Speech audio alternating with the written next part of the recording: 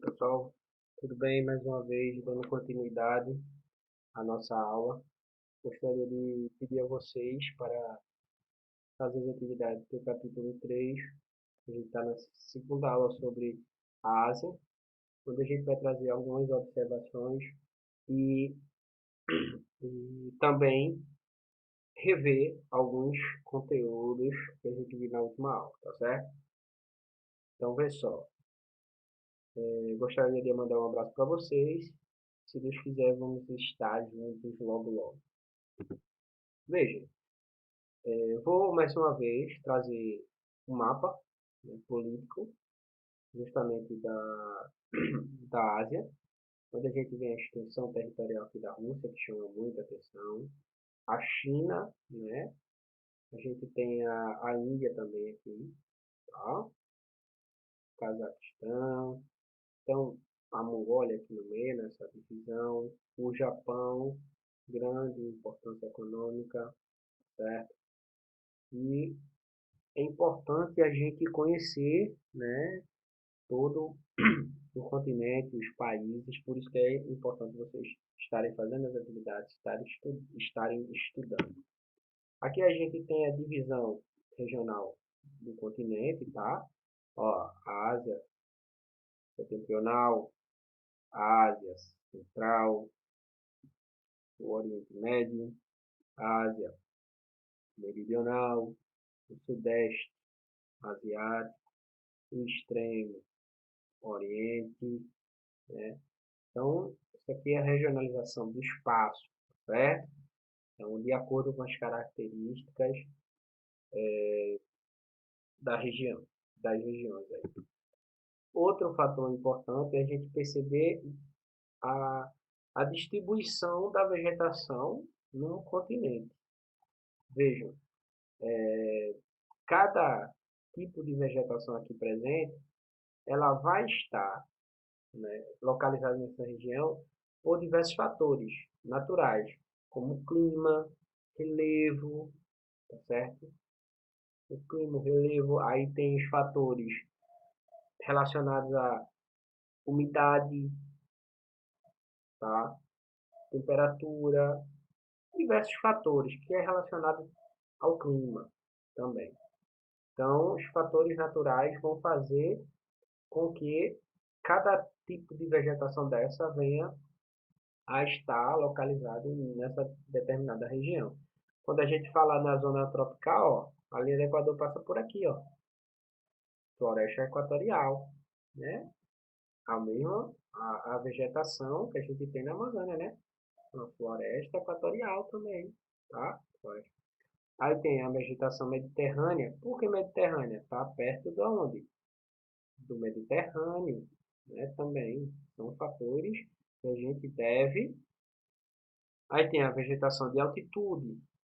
A gente tem uma altitude, né, elevada, a gente vai ter um tipo de vegetação. A floresta temperada também vai ter um tipo da caducifólia. A floresta de conífera, né? A tundra, que é um tipo de vegetação de uma área mais fria, né? A pradaria, que justamente a gente vai ver, ó, características já tem um tipo de vegetação que a gente encontra um pouco mais distante do polo, mas é uma região também fria. O estepe semiárido, a vegetação desértica, né? As savanas, e a gente já falou sobre a maioria delas. Então, os fatores aí são naturais, a localização, tá? Aí, ó, como eu falei anteriormente, os fatores naturais, como o clima, um dos exemplos, vai favorecer o desenvolvimento dessas vegetações. Como a gente tem aí, ó, o polar ou glacial. Ó, a localização deles, né? Está no polo. O clima temperado, continental, temperado, oceânico, ó, perto do oceano. Mediterrâneo, ó, tá onde? Equatorial, olha a região equatorial. Montanha, variação de acordo com a latitude e a longitude, né? Aí tropical, deserto, semiárido. Então, são esses fatores climáticos que vão dar origem àqueles tipos de vegetação. Entre esses fatores, um dos mais importantes que a gente deve perceber é justamente esse daqui, as monções, tá? Justamente a gente vai ter as monções de inverno na região, tá? E as monções de verão.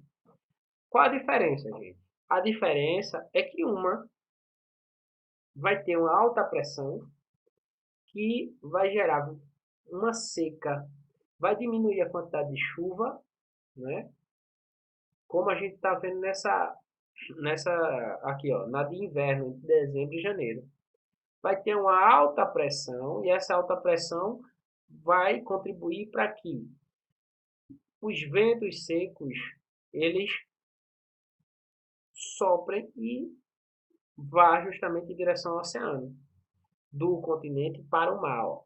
Período de estiagem, menos pluviosidade. Então, a população que vive nessa região vai sofrer muito com a estiagem, tá? Então, ó, essa alta pressão vai gerar esse problema. E a gente chama de monções de inverno. Quando a gente vai falar na de verão, ele vai acontecer entre julho e agosto. Vai ter uma baixa pressão, né? Vejam o Himalaia aqui, ó. Região de chuvas abundantes e região de chuvas médias. O que é que vai acontecer? Aqui a gente está vendo a alta pressão está fazendo com que essa seca que eles estão vivendo aqui, elas virem direto, né? Vá direto para o oceano. Aqui, o contrário, a gente vai receber umidade do oceano. E essa umidade que a gente vai receber nessa região, ó, são ventos úmidos do mar para o continente, período de intensa pluviosidade, quer dizer, muita chuva. 80% das chuvas, base para a risicultura. Risicultura é a plantação de arroz na região, né? Então, qual é o fator, gente? Do jeito que essa vai gerar seca na região, essa daqui ela vai gerar o quê? Muita umidade. Então, algumas regiões vão sofrer com a questão da quantidade de chuvas, tá? Áreas alagadas. É quando a gente começa a observar muitas pessoas sofrendo ou até morrendo, né? Por causa da quantidade de chuvas, perdendo casas, desabamentos, entre outros fatores. Agora, a base positiva é a questão da agricultura. Vê, a população asiática. O que é que a gente pode trazer, né? Que a gente pegou alguns dados importantes para a gente refletir sobre a população que vive nessa região. Concentra 2/3 da população no mundo, quer dizer, tem muita gente, né? Até por ser o maior continente. A China e a Índia concentram cerca de 61% da população do continente. Só, né, dentro do continente, 61% está nesses dois países.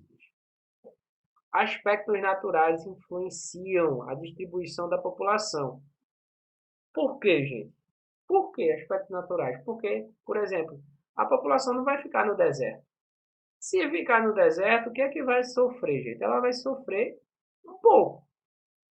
Qual é o sofrimento aqui? Pô, não tem água, a população é menor, então não vai ser uma área muito boa, tá? Para sobrevivência. Então, clima frio também não. E o relevo montanhoso é um dos fatores negativos também.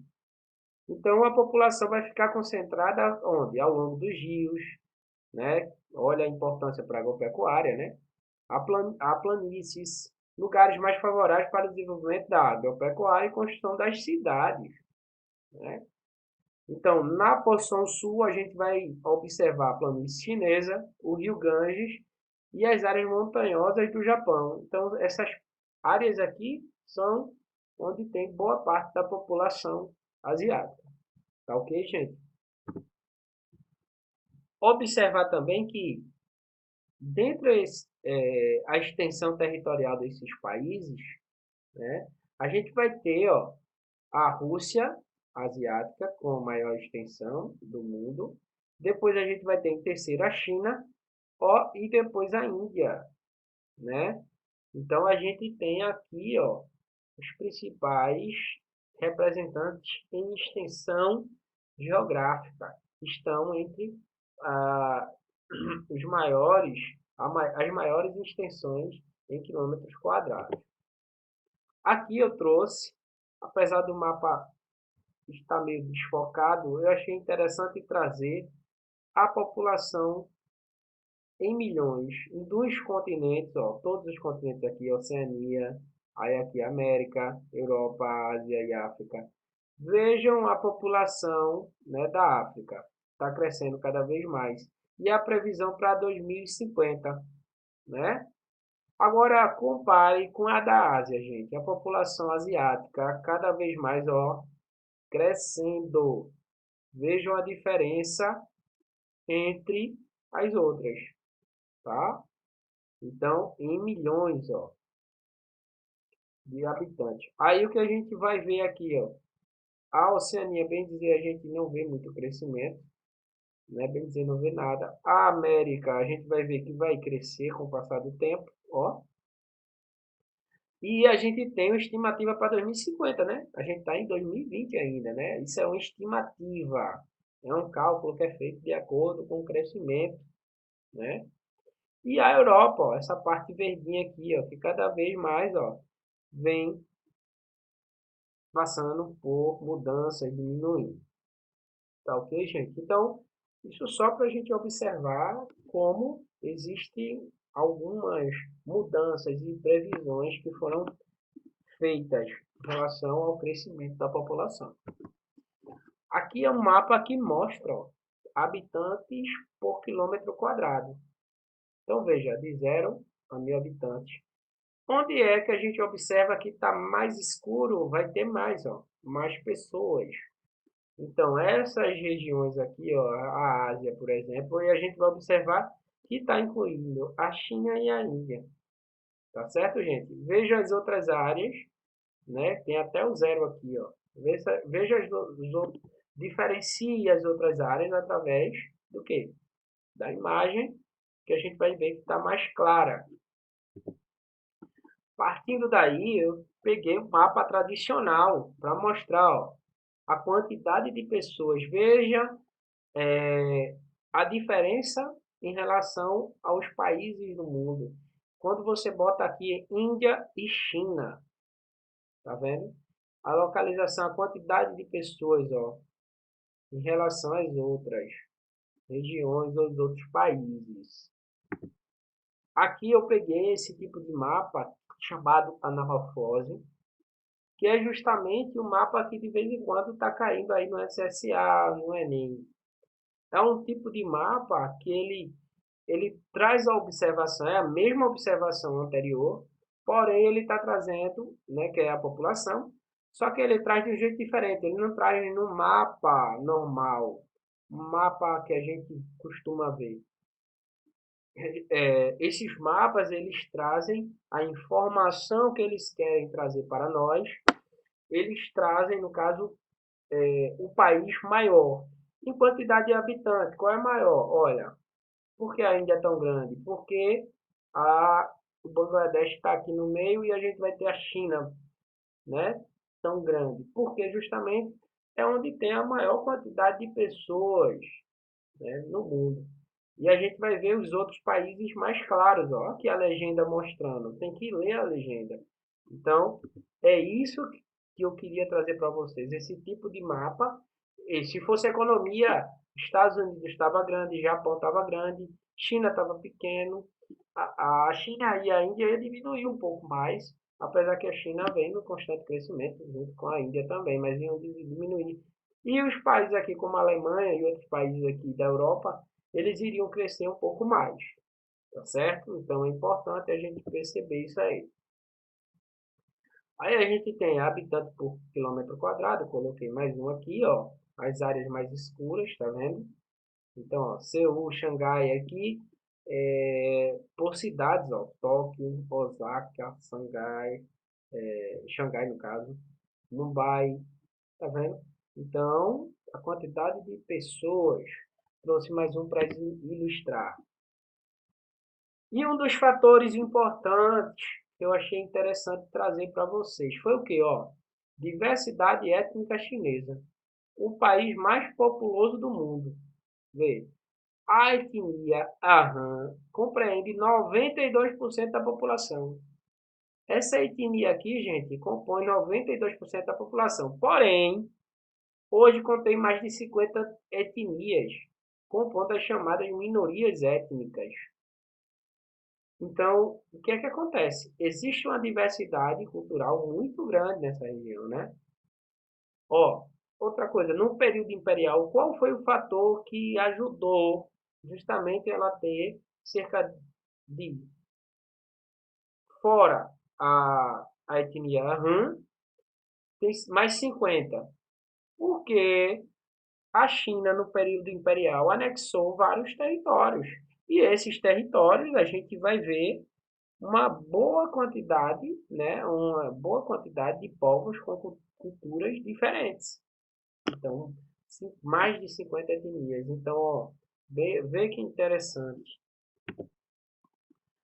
Ó, o crescimento populacional no continente, né? O que é que a gente pode trazer de importante? Ó, a cada 100 pessoas, 62 vivem na Ásia.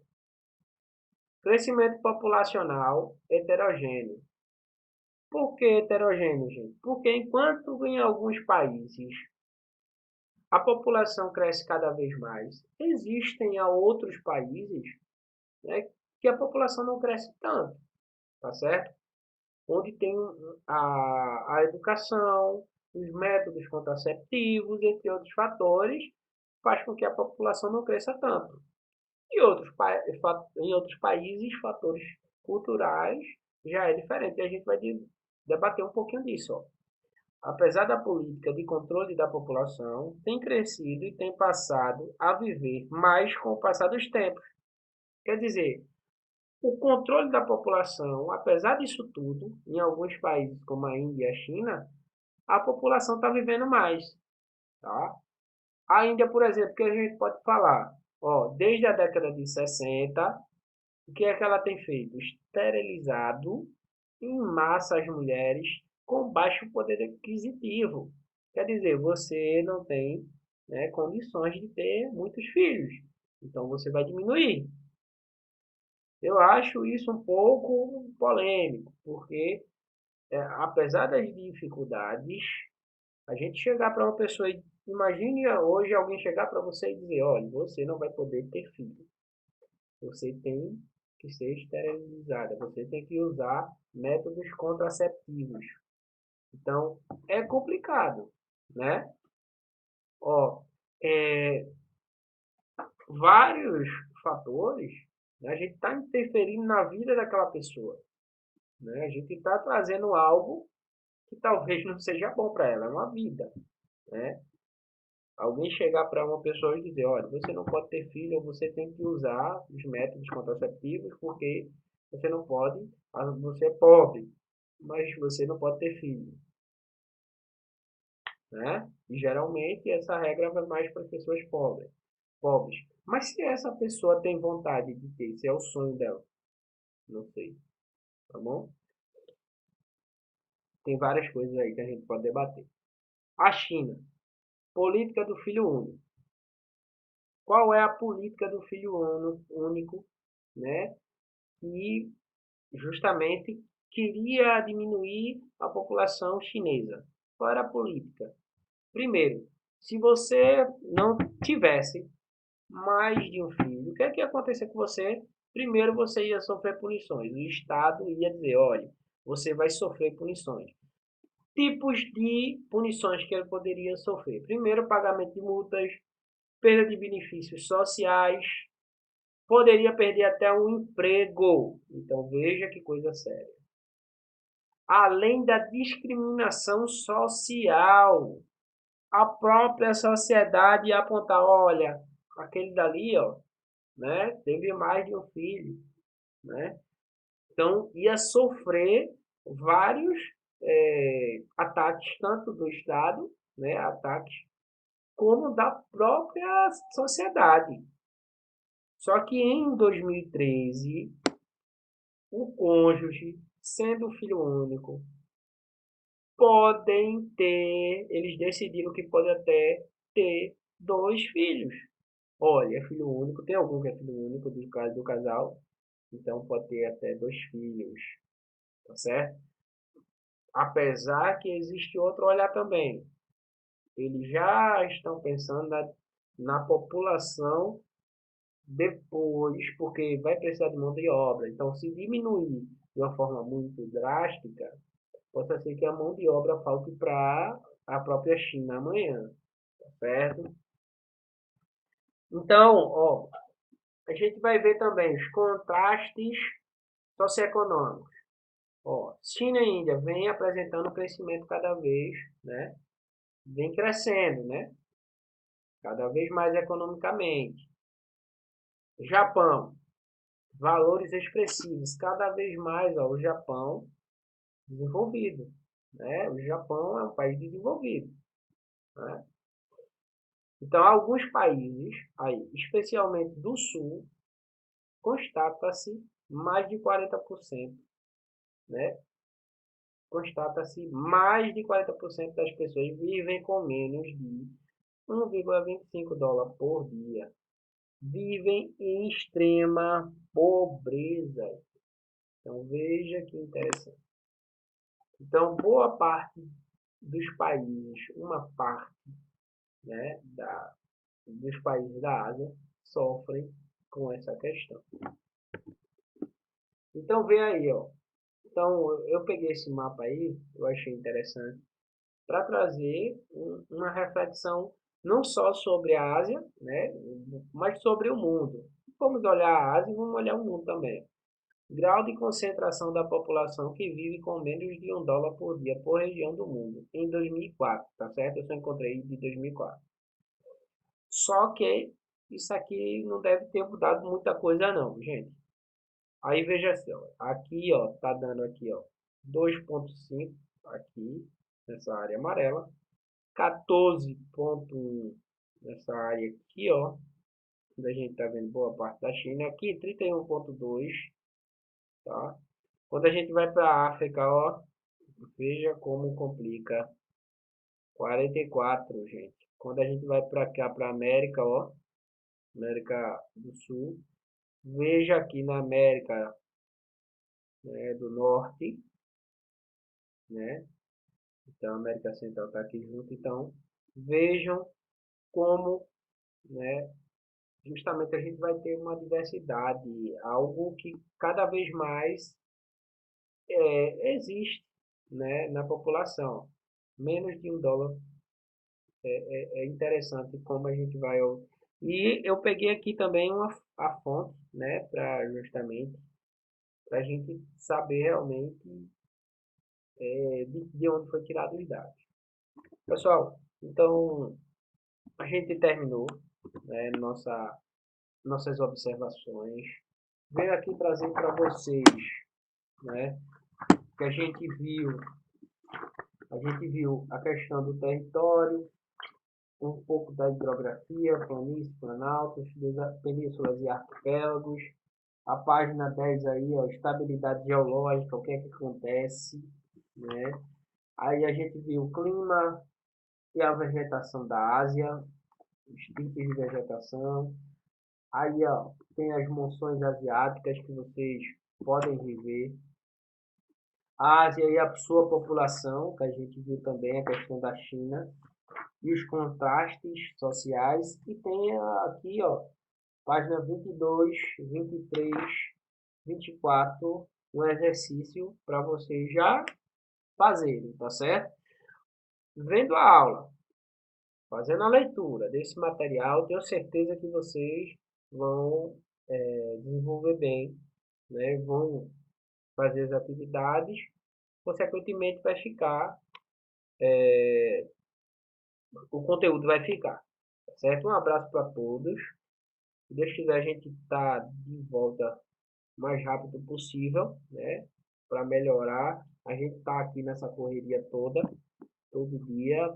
produzindo aula, pegando, para justamente dar aquele suporte a que tanto vocês precisam. Um abraço para vocês, se cuidem, tá certo, gente?